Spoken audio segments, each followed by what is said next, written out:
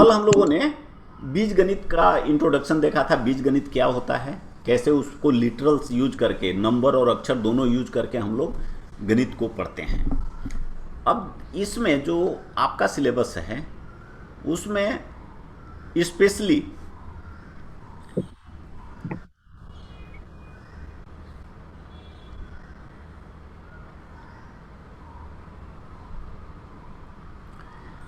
Specially यह रैखिक एवं युगपत समीकरण दिया हुआ है। इसको अंग्रेजी में रैखिक को लीनियर बोलते हैं और युगपत को साइमल्टेनियस बोलते हैं। देखिए, हम लोगों ने कल देखा था पोलिनोमियल कि कोई भी व्यंजक जिसका डिग्री, कल हम लोगों ने देखा था डिग्री, अगर एक से अधिक होता है तो उसको हम लोग पोलिनोमियल बोलते थे।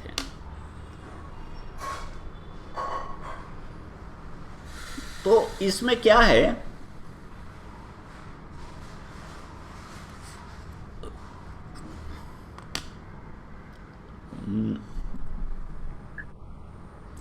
तो क्या होता है कि देखिए, जब भी डिग्री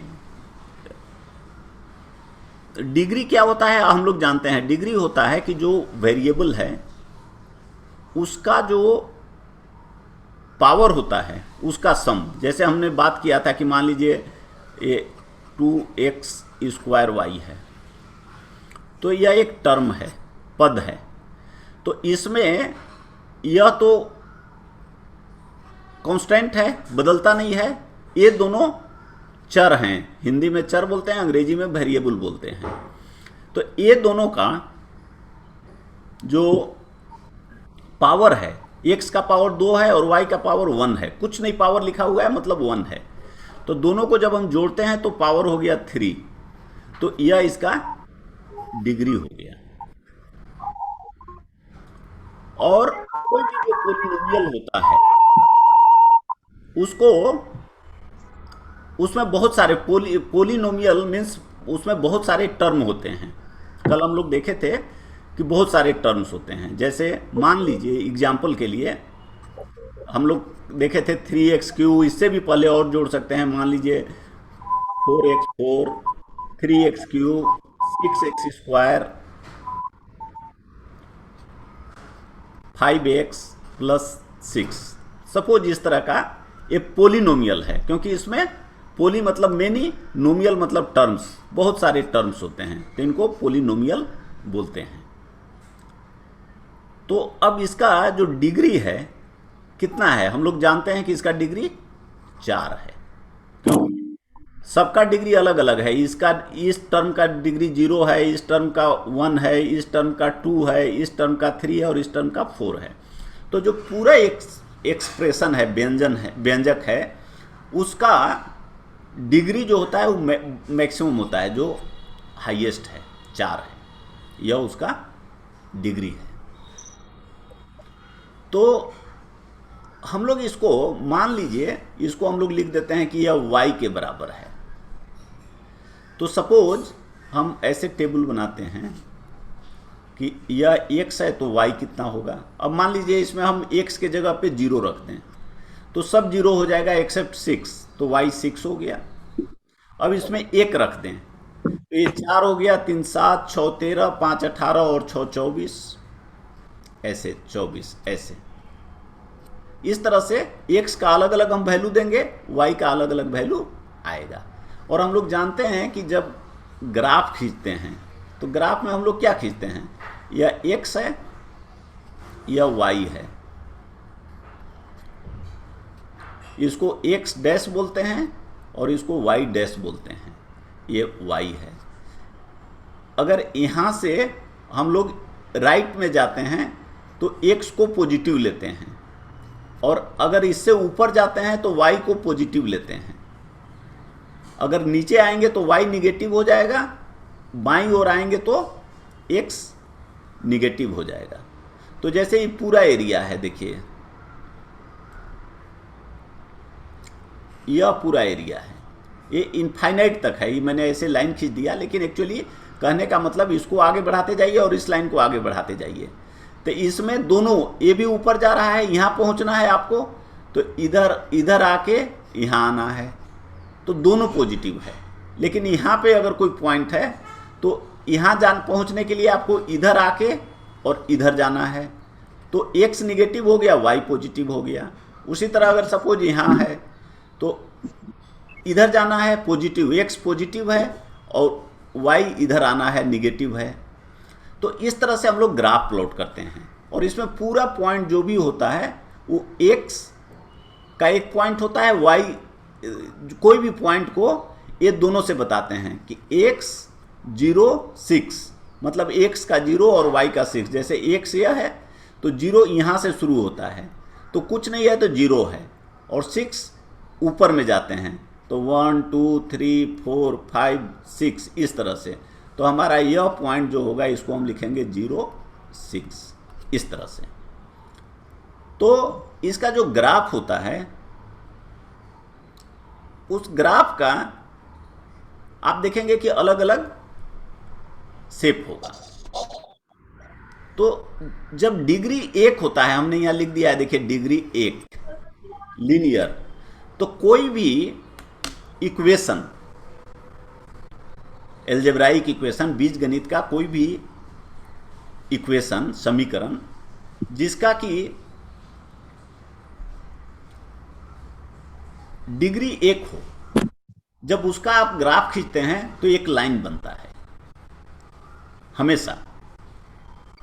जैसे अगर कोई भी 1 डिग्री का इक्वेशन लीजिएगा, 1 डिग्री का इक्वेशन मतलब क्या होगा, जैसे 5x + 3y = 9, कुछ भी लिख दीजिए, 4x + 2y = 6, 3x 5y 13। इस सब का कितना है, अगर आप देखेंगे एक ए पद है, इसका कितना है, डिग्री 1 है, इसका भी डिग्री 1 है और इसका डिग्री 0 है। तो जो सबसे अधिक डिग्री हुआ वो 1 हुआ, तो यह पूरा जो इक्वेशन हुआ 1 डिग्री का हुआ। उसी तरह यह 1 डिग्री का है, यह भी 1 डिग्री का है। तो 1 डिग्री के जितने भी इक्वेशन बनते हैं उस सबको अगर ग्राफ पे प्लॉट करिएगा तो एक लाइन आएगा।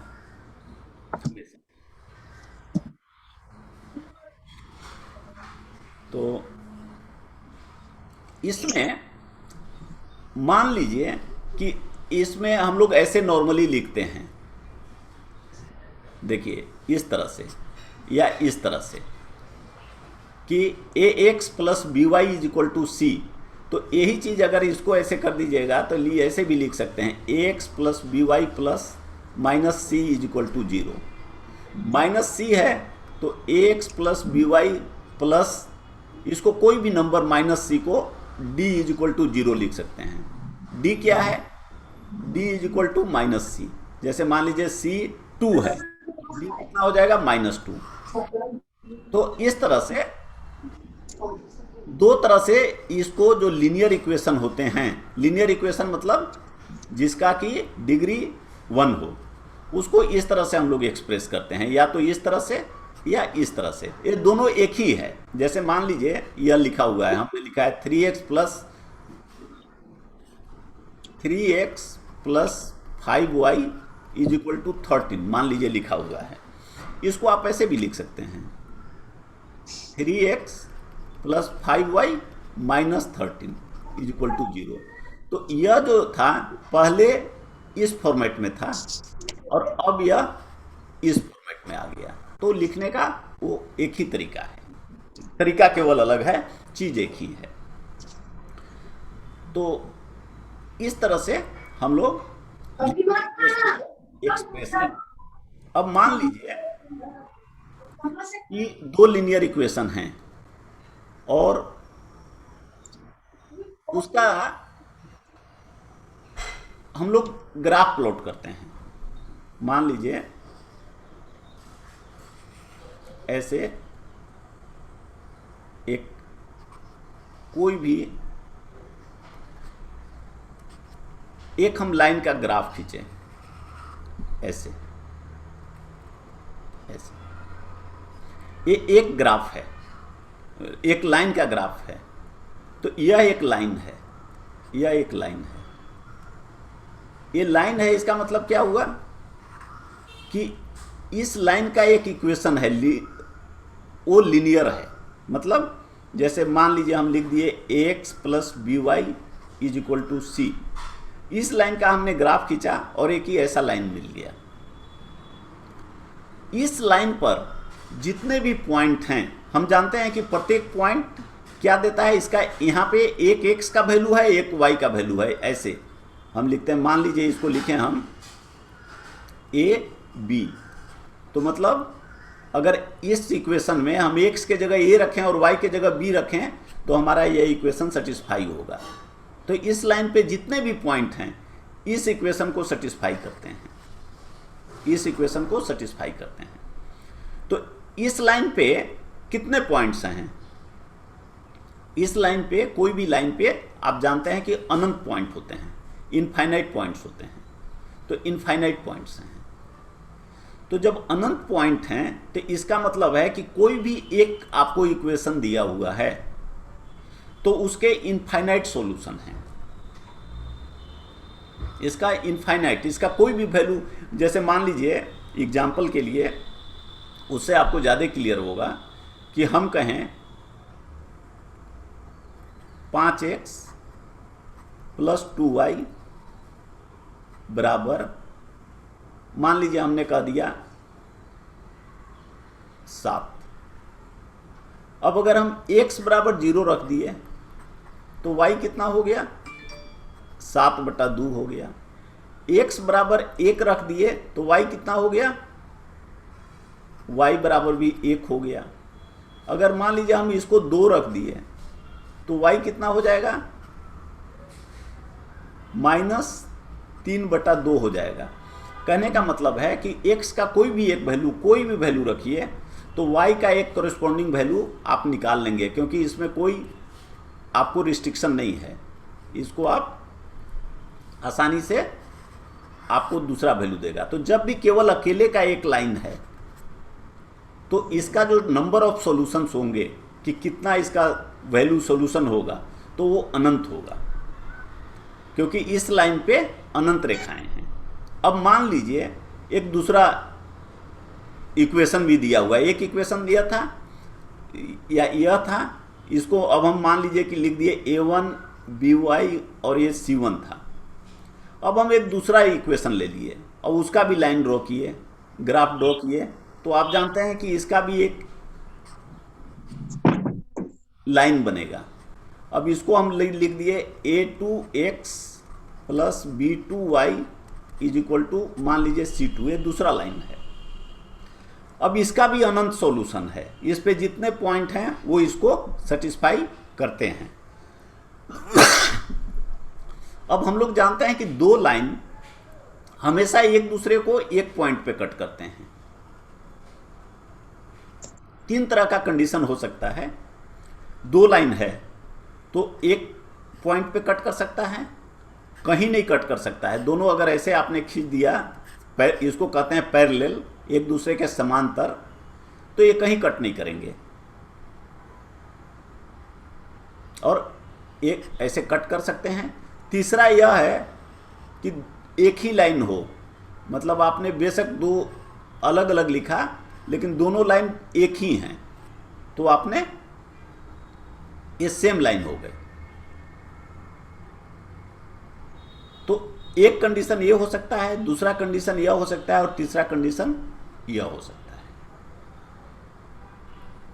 तो पहले हम बात कर रहे हैं इस कंडीशन का कि दो लाइन हमने ड्रॉ किया और दोनों लाइन कट किए, तो यह जो पॉइंट आया P, यह किस लाइन पे है? इस लाइन पे भी है और इस लाइन पे भी है।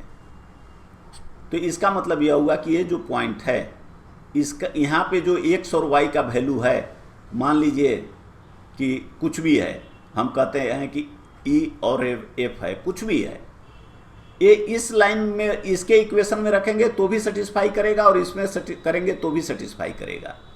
तो ऐसे जो दो लाइन हैं, ऐसे जो समीकरण दो हैं, इनको कहते हैं हम लोग साइमल्टेनियस इक्वेशन या साइमल्टेनियस इक्वेशन। हिंदी में कहते हैं युगपत समीकरण। कि दो समीकरण है और दोनों को मिला के हम x और y का ऐसा वैल्यू निकाल रहे हैं जिससे दोनों सेटिस्फाई हो, तो वही उसका सॉल्यूशन होता है। और ग्राफ के टर्म में देखिएगा तो ये दोनों एक लाइन पे, दोनों लाइन एक जगह मिलते हैं और वही उसका सॉल्यूशन है। और ऐसे दो इक्वेशन को कंसिस्टेंट, अंग्रेजी में कंसिस्टेंट बोलते हैं, हिंदी में संगत बोलते हैं, समीकरण। इसका मतलब क्या होगा कि इसका एक यूनिक सॉल्यूशन होगा। यूनिक का मतलब अद्वितीय सॉल्यूशन होगा, मतलब एक ही पॉइंट पे ये कट करेंगे, दूसरे पॉइंट पे नहीं कट करेंगे ये दोनों लाइन, तो और यही पॉइंट उसका सॉल्यूशन होगा। तो x का पार्टिकुलर एक वैल्यू आएगा और y का भी एक वैल्यू आएगा, केवल वही दोनों को एक साथ सेटिस्फाई करेगा, उसके अलावे x और y का कोई भी वैल्यू उसको सेटिस्फाई नहीं करेगा। और वो तब होता है, उसके लिए कंडीशन देखिए यह है, a1 by a2 should not be equal to b1 by b2, या a1 by a2 should not be equal to b1 by b2। और जैसे हमने बताया था कि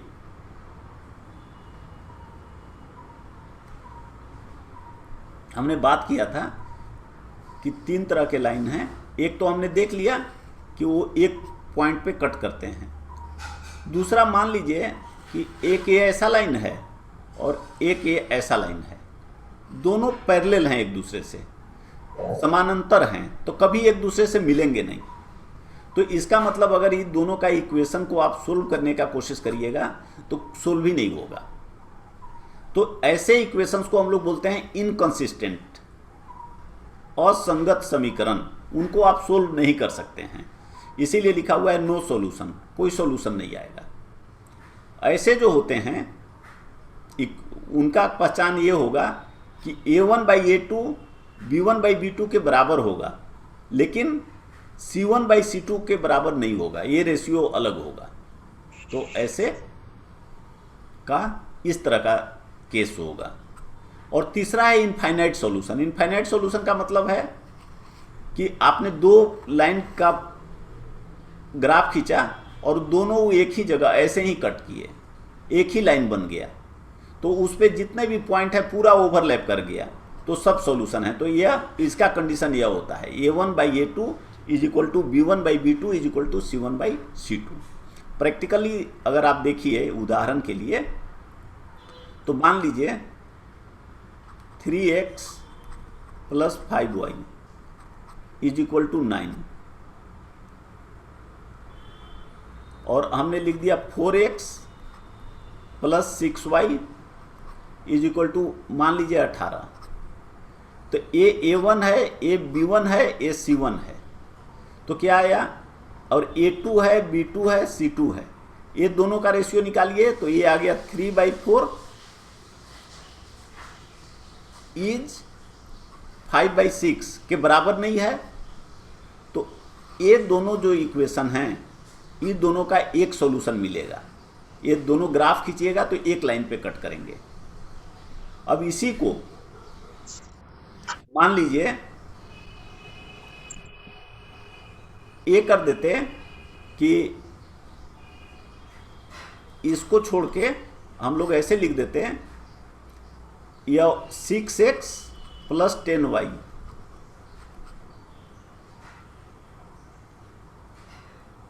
इज इक्वल टू 27। तो यहां क्या हो गया देखिए, ये 6/3 करिए तो 2 आ गया, और 10/5 करिए तो भी 2 आ गया। मतलब a1 by a2 या a2 by a1 is equal to b2 by b1 या b1 by b2, ये दोनों बराबर हो गए देखिए। लेकिन यहाँ निकालिएगा तो 27 में 9 से भाग दीजिएगा तो 3 आएगा, यह अलग हो गया।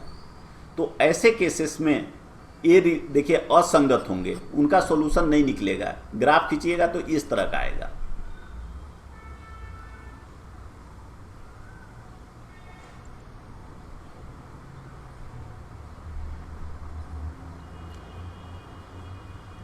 अब सपोज कि इसको 27 नहीं करके 18 कर देते, तो यह भी 2 हो जाता। तो बेसिकली यह इक्वेशन और यह इक्वेशन दोनों बराबर है, एक ही है, क्योंकि इसमें अगर दो कॉमन निकाल दीजिए तो सेम बच जाता है। 3x + 5y is equal to 2 × 18, sorry 2 × 9, 2 cancel कर दीजिए तो सेम इक्वेशन है। तो बेसिकली ये इक्वेशन दोनों सेम हैं, तो दोनों का ग्राफ प्लॉट करिएगा तो एक ही आ जाएगा, इस तरह का आ जाएगा। तो यह इक्वेशन का है।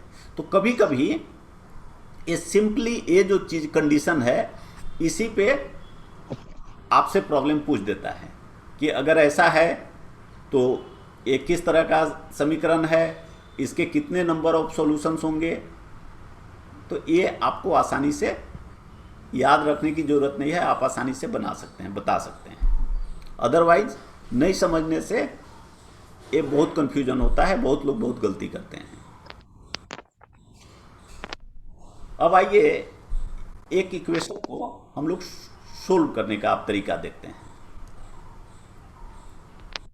कहता है कि अब ये दो इक्वेशन है, देखिए एक इक्वेशन यह है, दूसरा इक्वेशन यह है। पहले हम लोग देखें कि इसका सॉल्यूशन निकलेगा कि नहीं। तो हम लोग क्या जानते हैं कि अगर ये दोनों का रेशियो बराबर नहीं है तो सॉल्यूशन निकलेगा। तो इसका देखिए ये 2/3 है और जबकि यह 3/2 है, ये दोनों बराबर नहीं हैं, तो इसका सॉल्यूशन निकलेगा। तो इसके सॉल्यूशन निकालने के तरीके,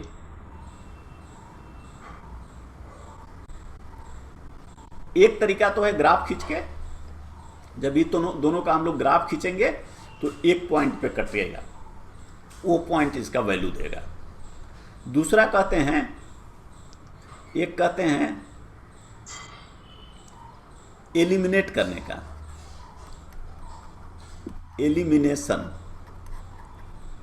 कहने का मतलब क्या है कि इसमें देखिए x और y दोनों है, इसमें भी x और y दोनों है। अगर हम y को हटा दें या x को हटा दें तो हमारा वैल्यू आसानी से मिल जाएगा। तो जैसे देखिए मान लीजिए ये पहला है और ये दूसरा है, इसमें से हम x को भी हटा सकते हैं या y को भी हटा सकते हैं। मान लीजिए कि हम y को हटाना चाहते हैं, तो y को हटाने के लिए या x को हटाना चाहते हैं, किसी को भी हटाइए। तो पहला से देखिए, पहला इक्वेशन लीजिए 2x + 3y = 8।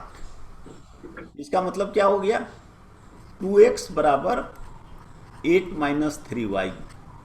तो x बराबर कितना हो गया, 8 - 3y/2।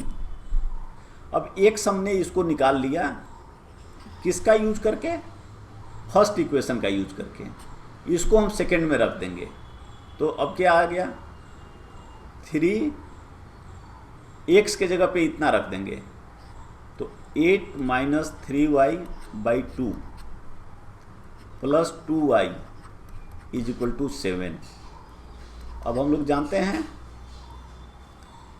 कि इसको ऊपर मल्टीप्लाई कर दीजिए तो ये हो गया 24 - 9y प्लस इसका बटा 1 है, इसका भी बटा 1 है, तो इसको कर दीजिए तो ये हो गया 4y/2 = 7।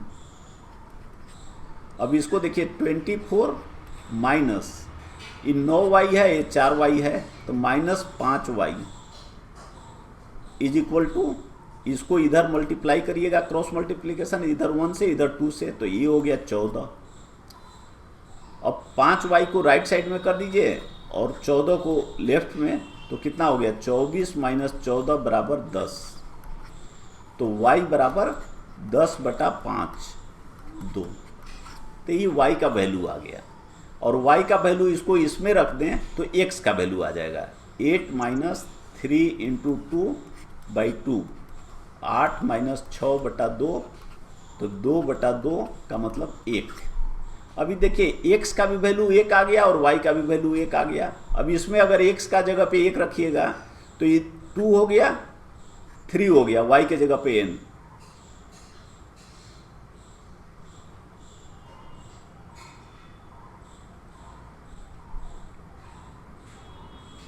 कुछ गलती हुआ है। 8 माइनस 3y/2 प्लस 2y। मतलब वहाँ वाई स्क्वायर होगा क्या?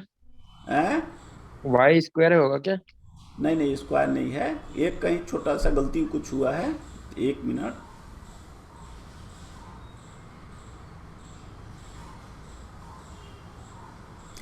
देख लीजिए फिर से।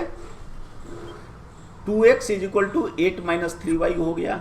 x is equal to 8 - 3y/2 हो गया। यहाँ इतना हो गया। अब दूसरा जो इक्वेशन है आपका 3x, x के जगह पे 8 - 3y/2 रख दिए, y के जगह पे प्लस 2y रख दिए, और 7 है। अब इसको जब आपने सोल्व किया तो ये 24 हो गया, -3 में 3 से मल्टीप्लाई किए तो देखिए 9y हो गया, और A2 जो है यहाँ 2y है, तो 2 दूना 4 हो गया आपका, 4y हो गया बटा 2 बराबर 7/1। अब ये 24, ये 2 जो है, ये 2 स्क्वायर नहीं है, ये 2 इसका बट्टा में है, तो 24 माइनस 9 में 4 घटा दिए तो 5y हो गया, इज इक्वल टू 2 में इससे मल्टीप्लाई कर दिए तो 14 हो गया। ये ठीक हो गया। तो 5y is equal to 24 minus 14 बराबर 10। y इज इक्वल, ओ देखिए हमने गलती बात हम लोग कर रहे हैं ना, 24 प्लस रहेगा। वो पूरा ठीक निकाला हुआ है, लेकिन हम लोग गलती बोल दिए, हमसे गलती बोल दिया मैंने। y इज इक्वल टू 2 है और x इज इक्वल टू 1 है। अब इसमें रखिए y इज इक्वल टू 2 और x इज इक्वल टू 1, तो x के जगह पे 1 रखिए तो 2 हो गया, y के जगह पे 2 है, हमने 1 बोल दिया था, तो 2 में 3 से मल्टीप्लाई करिए तो 6, तो 6 प्लस 2 8, तो यह ठीक हो गया। उसी तरह इसको देखिए, x के जगह पे आपको 1 रखना है तो 3 हो गया, और y के जगह पे 2 रखना है, तो 2 में 2 से मल्टीप्लाई करिएगा तो 4 होगा, 4 और 3 7 हो गया। तो ये दोनों आपके इक्वेशन सेटिस्फाई कर रहे हैं। तो x इज इक्वल टू 1 और y इज इक्वल टू 2 आपका सॉल्यूशन हो गया। अगर आप ऐसे ग्राफ प्लॉट करेंगे तो x इज इक्वल टू 1, यहाँ से इधर 1 आया और इसके ऊपर 2, यह आपका, यह जो पॉइंट है इसको हम ऐसे लिखते हैं, और यह आपका सॉल्यूशन होगा। जो लाइन होगा आपका वो इससे जाते हुए दोनों लाइन होंगे। तो इसको, ये दूसरा तरीका है सोल्व करने का। और तीसरा तरीका है, इसी का है लेकिन दूसरे तरह से एलिमिनेट कर देते हैं।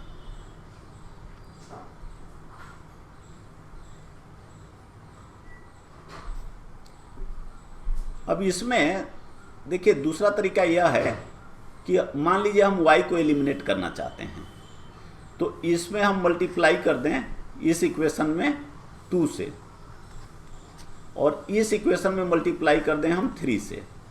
तो जब यहाँ मल्टीप्लाई करेंगे तो यहाँ पे 6y हो जाएगा, 3 2 जा 6, और यहाँ पे y कितना हो जाएगा 6। अगर दोनों को घटा देंगे तो यह कैंसिल हो जाएगा। आइए करके देखते हैं। इसमें 2 से मल्टीप्लाई करके इक्वेशन लिख लीजिए, तो हो जाएगा 4x plus 6y is equal to 16। अब इसमें 3 से मल्टीप्लाई करके लिख लीजिए, तो 9x plus 6y is equal to 21। अब देखिए ये दोनों बराबर है, तो जोड़ेंगे हम लोग तब तो ये कैंसिल नहीं होगा। अब हम इसको घटा देंगे, या माइनस माइनस और माइनस, ऐसे ही हम लोग करते हैं घटाने में। तो इधर से देखिए घटाते समय ये इसका साइन प्लस है, इसका साइन माइनस है, तो ये दोनों का डिफरेंस निकालते हैं। तो 21 और 6 का डिफरेंस निकालिए, 5 हो गया। और बड़ा साइन का क्या, बड़ा जो नंबर है उसका साइन क्या है, माइनस है। 21 बड़ा साइन है, इसका साइन माइनस है, तो इसके सामने माइनस लिख दिए। अब यहाँ देखिए ये प्लस है और ये माइनस है नीचे का साइन, तो दोनों बराबर हैं, तो ये 0 हो गया। यहाँ देखिए दोनों का साइन अलग अलग है, तो घटाएंगे तो 9 में 4 घटाएंगे तो 5 हो गया। और इसका साइन इधर लिखते हैं, साइन वो लिखेंगे जो बड़े का साइन है, तो 9 बड़ा है, इसका साइन माइनस है, तो मतलब हमारा इक्वेशन हो गया -5x बराबर -5। तो x बराबर -5 बटा -5 1। अब इस एक को किसी भी एक इक्वेशन में हम रख देंगे, इसमें या इसमें, और y का वैल्यू निकाल देंगे। जैसे मान लीजिए हमने फर्स्ट में ही रखा, तो 2x + 3y बराबर 8। x के जगह पर 1 रखेंगे, तो 3y = 8 - 2 6, ये 2 जो है 6, तो y = 6/3 2। तो ये हमारा आंसर हो गया, x बराबर 1, y बराबर 2। तो जब भी हमें प्रॉब्लम बनाने होते हैं तो देखिए आपको प्रॉब्लम में दो चीज़ है, एक तो डायरेक्ट इक्वेशन दे देगा तो आप लिख लीजिए, दूसरा क्या होता है कि वो डायरेक्ट इक्वेशन नहीं देगा।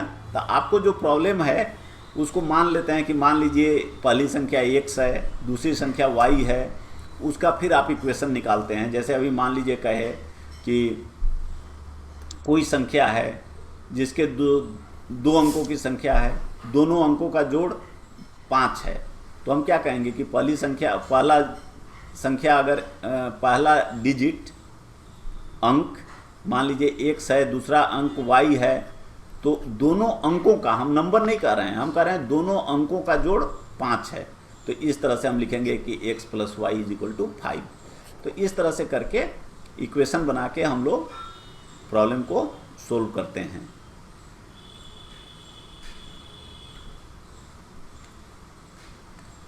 तो ये अलजेब्रा का पार्ट रहा, आपको कम ही पढ़ना है, थोड़ा सा प्रैक्टिस करें, आपके सब प्रॉब्लम बनेंगे। और कहते हैं कि जीवन में हमें सक्सेस क्रिएट करने के लिए रिस्क लेना होता है। आप बहुत समय देखेंगे कुछ भी करने के लिए अगर आप सोच रहे हैं तो उसमें दोनों साइड होता है। जैसे कहते हैं सिक्का का दोनों साइड होता है, तो उसी तरह से हमारे